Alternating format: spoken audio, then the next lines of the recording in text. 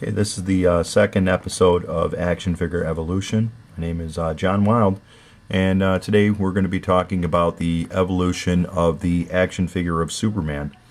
What we have before you here is the 1973 Superman action figure. This one's on a Type 2 body.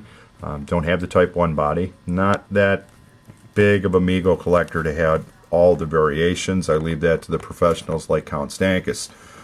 So this figure here has the Type 1 body, articulation at the shoulders, elbows, the hands, knees, hips, some feet articulation too, cloth body or cloth uniform, cape, and paper sticker for the Superman logo. So this is an immensely popular figure, very, very common in the aftermarket.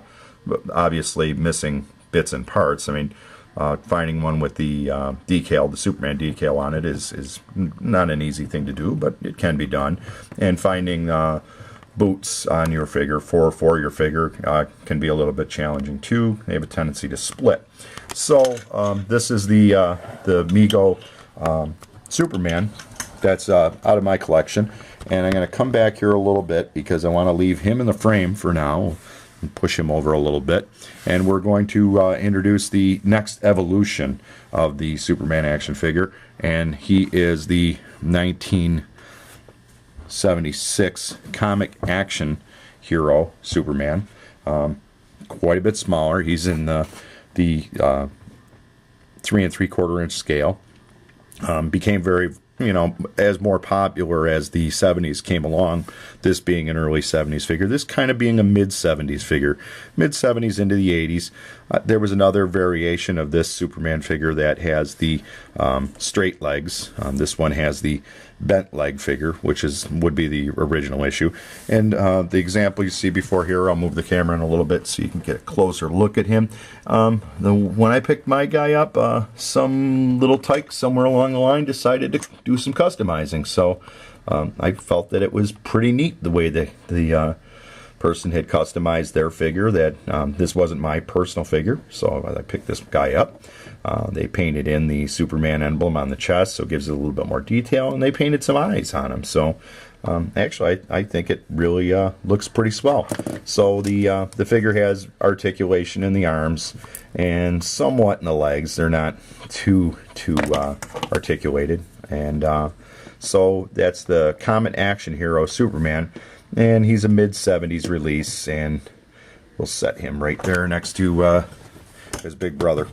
So as the 1970s became the 1980s, the license of Superman moved on to a new company, and the new company was Kenner Toys, and this is the very, very iconic Kenner Superpowers Superman. Again, this is my childhood original, so you'll have to excuse the condition, but get the camera to do a little bit of focusing here. Hopefully she'll start to cooperate with me. So all one molded piece of plastic. This is I believe it's a 5-inch scale, so we're somewhat in between our scalings. He's definitely been through the wars. He did fight Batman in 1982, and it was a tie. So you don't have to go and see the movie now. The figure itself would have had a Superman emblem on the back of his cape. That's no longer with us. That was lost to antiquity and probably rubbed off by my playtime. He does have the superpower action feature, which may or may not work depending on the day. You squeeze the legs and the fist would pump. Unfortunately, right now he's not cooperating, so we'll move on. So there he is, the 19.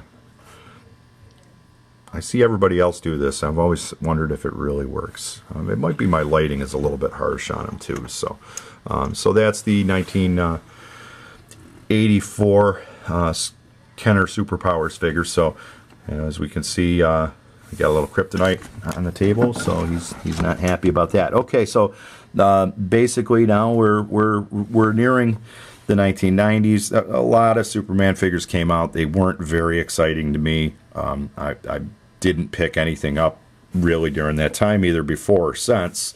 I feel that these are where it was at for a long period of time until just this past Christmas, where I found what right now is my favorite Superman figure, and I'll introduce you to him. He is the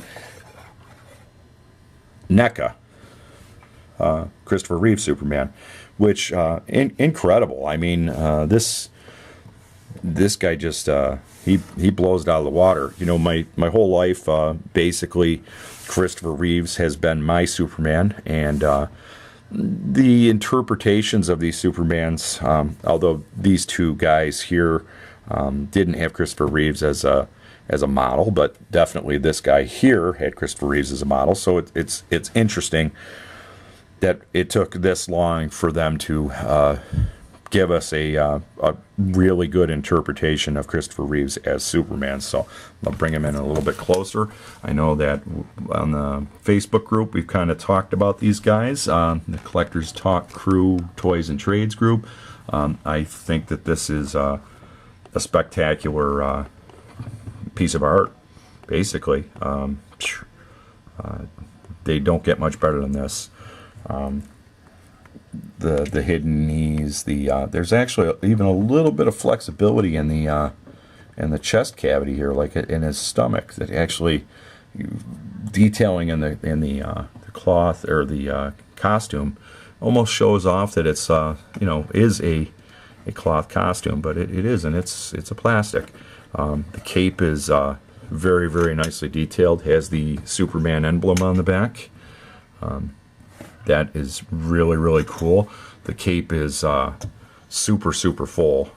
It actually has another fold out to it. So if I work it here, he actually has this very large cape. Not as large as the NECA Batman, but it's still quite a full cape. Very, very large cape. The face sculpt is spot on to Christopher Reeves.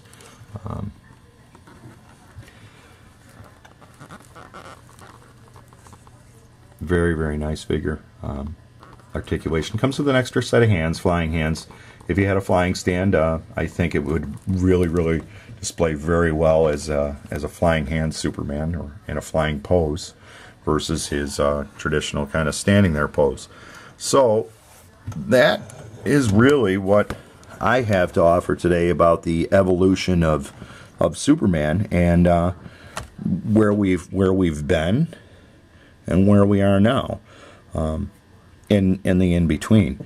Like collecting Superman stuff, especially the action figures. So leave some comments if you have any comments on my collection or my videos that I've been posting over the past few days.